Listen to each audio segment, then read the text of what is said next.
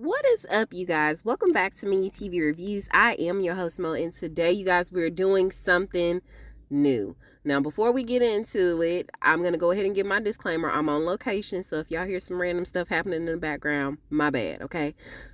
Hopefully, y'all can hear me good. All right, so today, y'all, we're going to be doing something new. This is Matlock. No, not the one with Andy Griffith, okay? This is new Matlock with Kathy Bates. Yes, y'all. Miss Kathy. All right. So this is appearing on, I think, CBS, if I'm not mistaken. All right. So I think you can also watch this on Paramount too. So this is the reboot of Matlock. Now, don't be expecting bodies to be dropping. I think this is more of a corruption, corporate type of situation. So we may or may not get some bodies to drop this season. I hope we do, because I really love Matlock, y'all. When I tell y'all I fell asleep watching Matlock the other night, that's how much I love Matlock.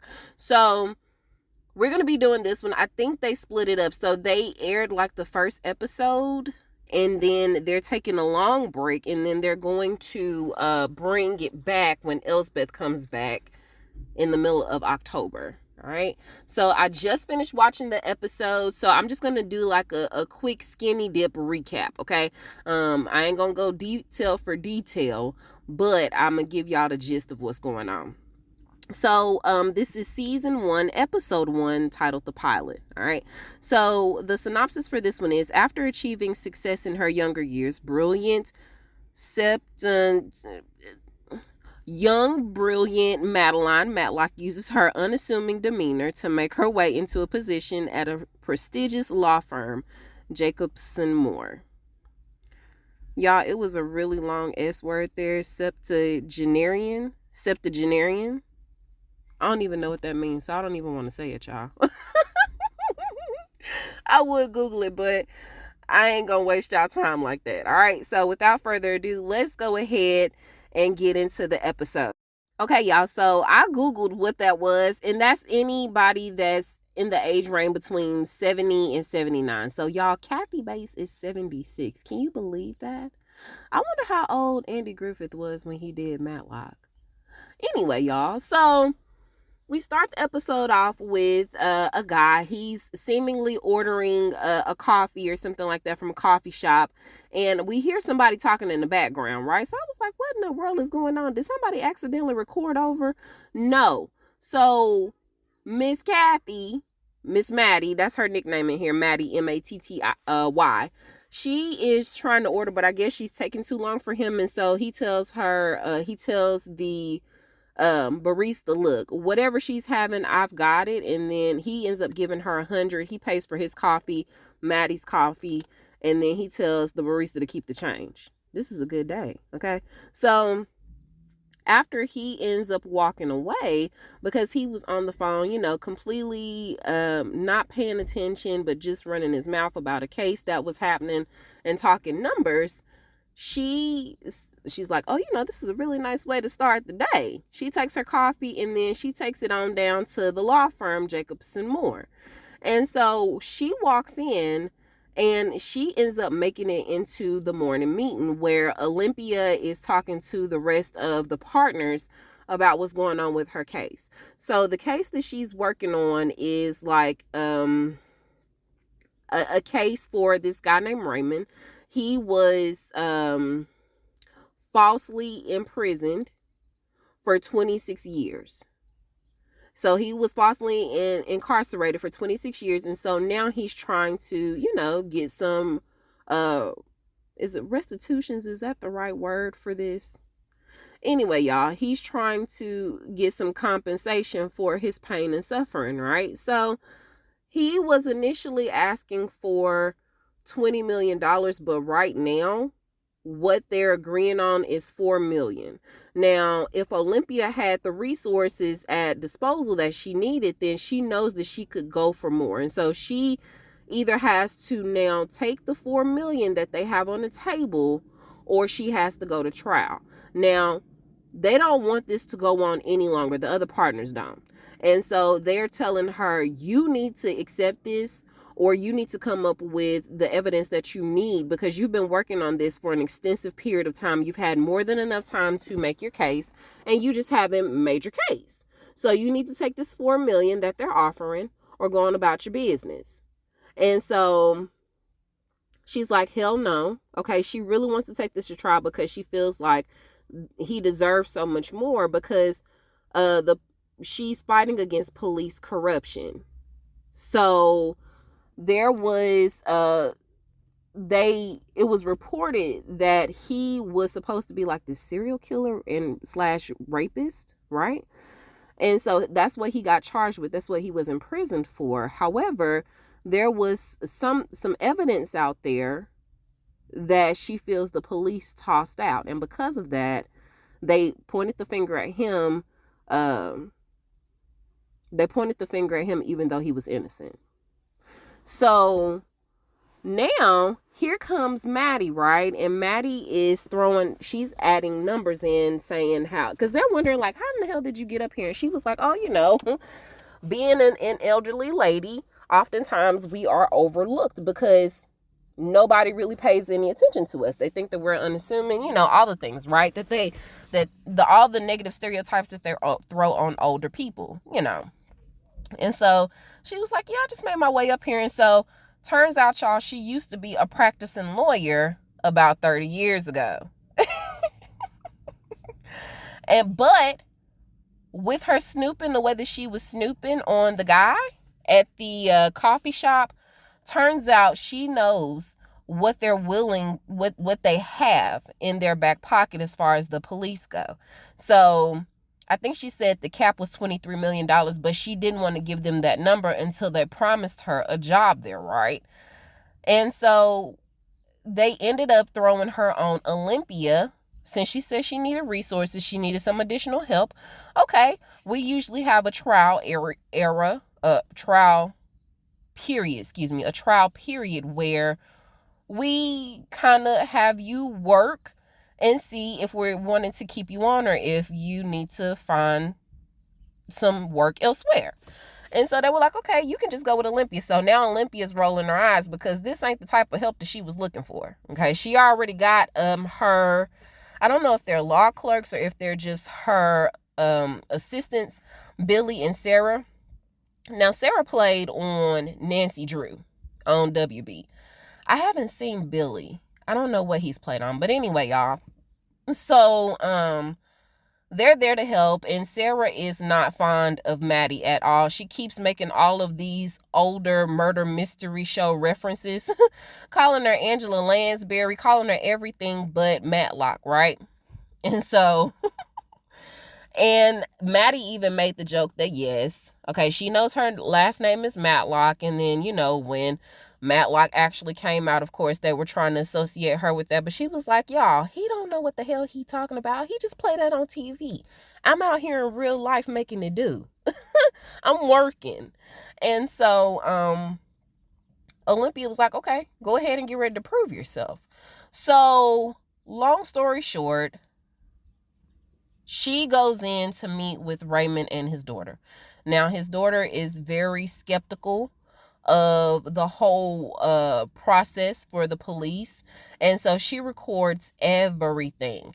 And rule number one that Billy and Sarah told Maddie not to do was voice your opinion over Olympia's. Okay, so what Olympia says goes. But when she goes in there to talk to Raymond and his daughter, they're asking Maddie what she would do in this instance.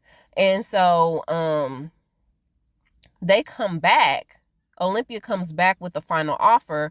And unfortunately, this offer has been decreased. And so they've got less than 24 hours to make a decision about if they're going to go to trial or take this offer.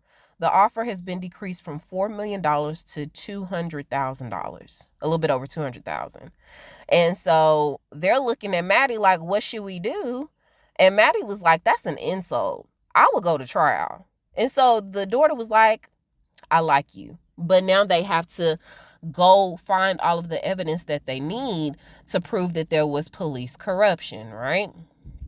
So later on that night, or later on that afternoon rather, after Maddie tells Raymond and the daughter to go ahead and go to trial, Billy, and Sarah are outside talking while Olympia goes to go talk to her father-in-law. So Olympia is currently in the process of divorce from Julian, her husband, who happens to actually be the other partner at the law firm. So there's three of them.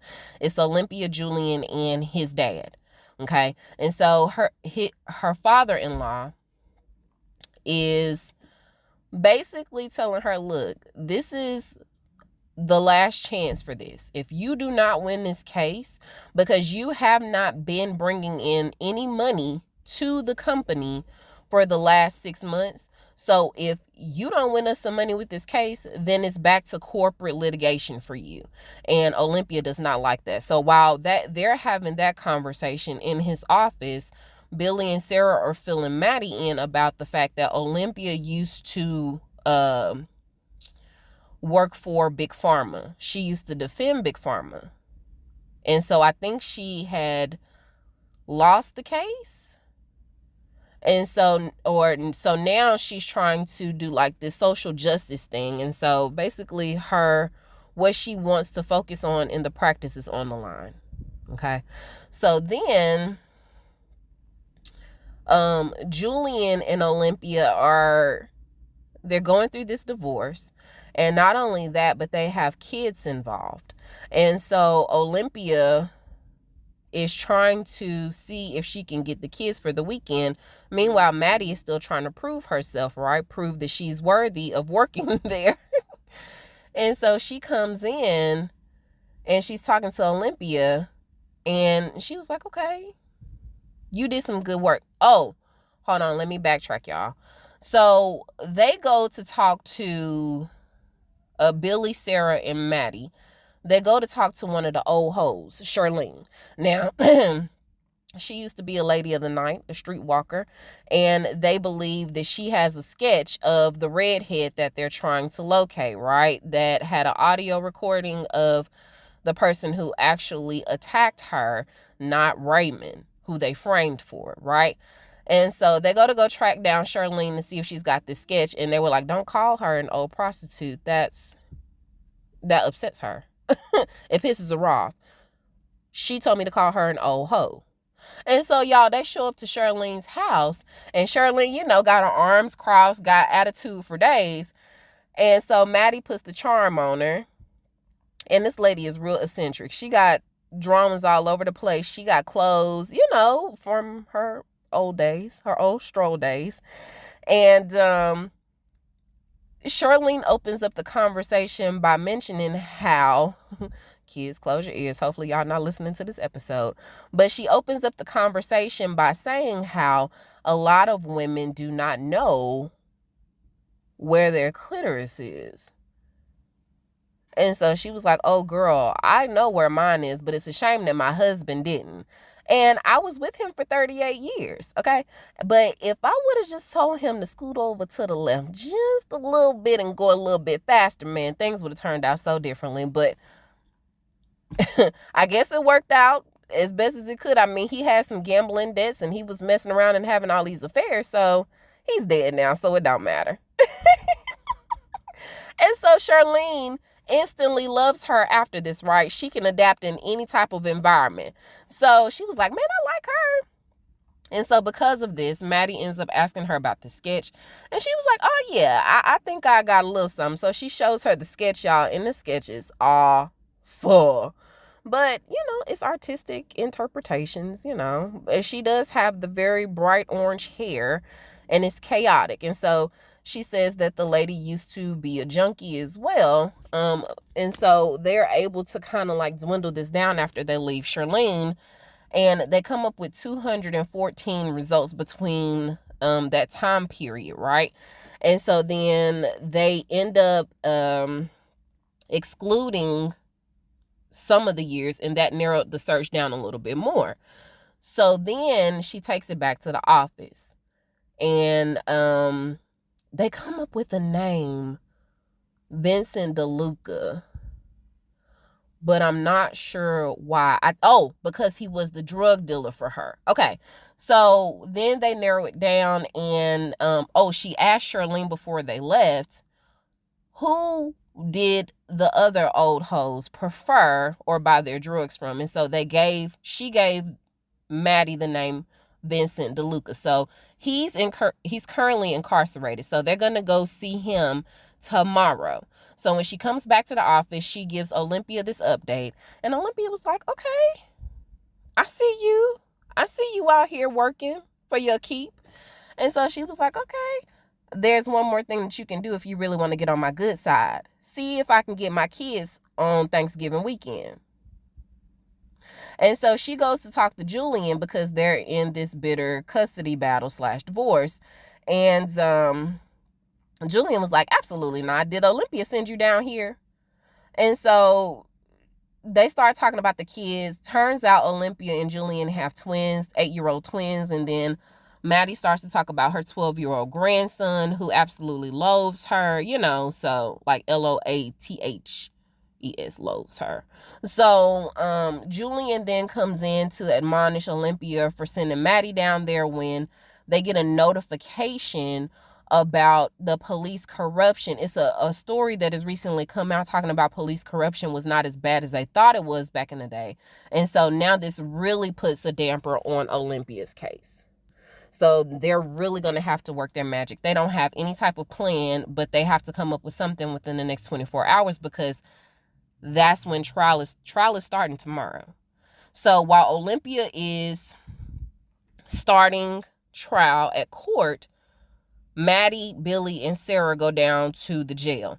And they jog this man's memory from almost 30 years ago because of the Macarena. Y'all remember when the Macarena was the thing, right? Everybody was doing that damn dance. Well, Vinny said he absolutely hated that dance. He hated everybody that did it. He wanted to hurt everybody that did it, right? So she tells him to go back, and he said that he used to go to this bar and hang out, and he would always run into this redhead, right? And he never knew her name, but she reminded him of one of the characters off of Cheers. Now, I never looked at Cheers, but everybody, I guess they're all familiar with the show, right? So he says this lady reminded him so much of the lady from Cheers that he would call her Carla. And she would get pissed and say, that is not my name. So he started calling her not Carla. But her name was actually close enough to Carla. And so then Sarah and y'all, I just forgot his name that fast. Sarah and Billy start throwing out random names that are similar to Carla. And he was like, that's it. That's that one. Her name is Carlene. And so then that's when they leave and they narrow down the search even more, and they're able to find Carlene. Well, now she has completely revamped her life. Prostitution was a thing of the past for her. That's in her old life. Her family knows nothing about her old life. She has reinvented herself. And so Maddie goes there to try to talk to her and get her to testify because this is the lady that got attacked that night. And so she knows that Raymond is not the person who did this, but she says that nobody is going to believe her, although she went down to the police station and gave them a statement. Nobody's going to believe her because who believes a prostitute, right? And so Maddie is trying to convince her, and she's like, if I do this, then this is going to blow up my whole life. And so Maddie takes pity on her, and she was like, you know what? You're right. I'm sorry. We don't, because she had said, well, then we'll subpoena you. And so she was like, you would do that? And she was like, legally, we can't. And she said this, I think it was her, Billy, and Sarah all together. And so Maddie was like, legally, we can't do that. And so this gets back to Olympia because old girl shuts it down. She's not wanting to testify and mess up her life. So this gets back to Olympia. And Olympia is pissed at Maddie because this is her only chance to get justice for Raymond and his family. And so she tells her, you told her that she didn't have an obligation to testify. You and people that look like you come from generations of advantage. Meanwhile, people like me and those who look like me come from generations of disadvantage. That I represent Raymond, okay? So I'm trying to do right by him, and you had absolutely no right to tell her that. And so after she leaves Olympia's office, she knows that Olympia is right to a certain extent, okay?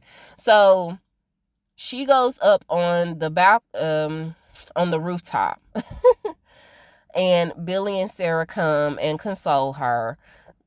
She has her moment where she cries, and she was like, you know what, Olympia was right. I had absolutely no right to do that, this, that, and the third. And she mentions her daughter, and then she calls her grandson. So she calls her grandson and tells him that she's going to be late again. And of course, he can hear how upset she is over the phone. And so she was like, oh, you know, grandma just sounds funny, but I'm fine, this, that, and the third. So then the next day, she goes to the redhead again. I don't know that lady's name, y'all. I'm sorry.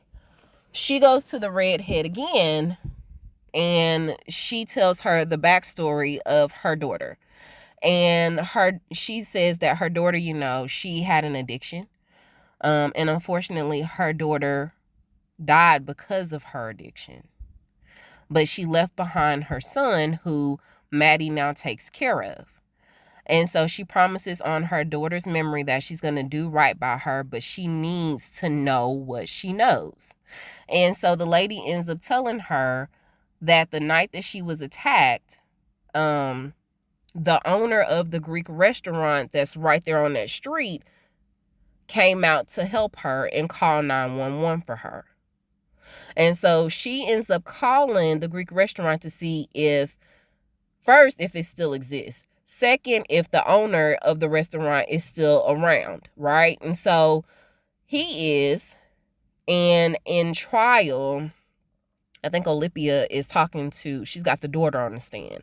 And the daughter is saying how because of her dad's reputation, she was never really able to make friends. She couldn't really trust anybody. She couldn't develop any type of relationship. She's never been in a relationship, because if her dad could do something like that, or if that were true and her dad was the man that he was, then who else could she trust? She absolutely loved and adored her dad.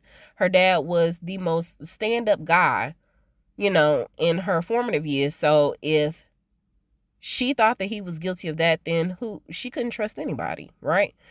And so this is taking a toll on their relationship. She says, you know, they haven't been as close as they were when she was younger, and she really just wants that relationship back. So Maddie ends up going to Olympia and giving her the information about what the redhead had said. And then, and the fact that she had called the Greek restaurant owner. And she's in the judge's chambers, I guess. And of course, she's talking to the prosecution, Olympia, and, the defense team. The defense team, Olympia, and the judge. And so she gets the judge's word that he will allow any type of audio recording or anything like that from way back when, if they can find it. But I mean, what are the odds that you'd be able to find something like that? Oh, but she did. She didn't find it in the state's law. She didn't find it in the police station's log. She found it in the state's logs. And so they have the audio recording of the restaurant owner making the phone call to 911 with her in the background. And so because of this, they take this to court, and she's asking the new captain of the police department, or maybe the one that was working as the captain during that time period, why in the world that never got logged in. And he has to admit it's because somebody threw it out. And so then, of course, now Raymond has won his case, and that the jury awards him $20 million. All is made right in the world again. Maddie has won her keep at the office, and Olympia is going to hire her own. She's got her own office, y'all. Isn't this great? And so then, of course, as she's coming out of the office for the day, Billy and Sarah are playing the intro to Matlock. And of course, this is a joke and they congratulate her. And they ask her, does she want to go out for a celebratory drink? And so she was like, no, that's okay. I got to get home to my grandson. And so she ends up taking the bus, right? Well, she takes the bus and she literally goes around the corner just to get back off the bus. And we get all of these flashbacks of her talking about how she's this elderly lady that's unassuming, how nobody really pays attention to her. And then we get all of these other flashbacks of her talking about Big Pharma, and that's where she wants to work, and how she's going to honor her daughter and do everything that it takes to, or how she would do anything for her daughter. Y'all, she gets off the bus just to get into a car with the driver. She puts that big fat glacier rock on her ring finger, and she goes home to her very nice house. Now she's greeted by her husband, who she claimed was dead and don't know where her clit is, and and her grandson, who is hella smart. Now he says that he congratulates her for getting the job. He said that he's got some hits on the LinkedIn profile that he created. So he's very intelligent, okay, when it comes to technology. And so she is systematically working her way into the system so she can figure out what in the hell happened to her daughter who died from a drug overdose. And more specifically, she knows that this law firm that she has now got a job at, they were the company that defended the pharmaceutical company who was pushing those drugs. And if they would have gotten those drugs taken off the market 10 years earlier like they were supposed to, then maybe her daughter would still be alive along with millions of other people.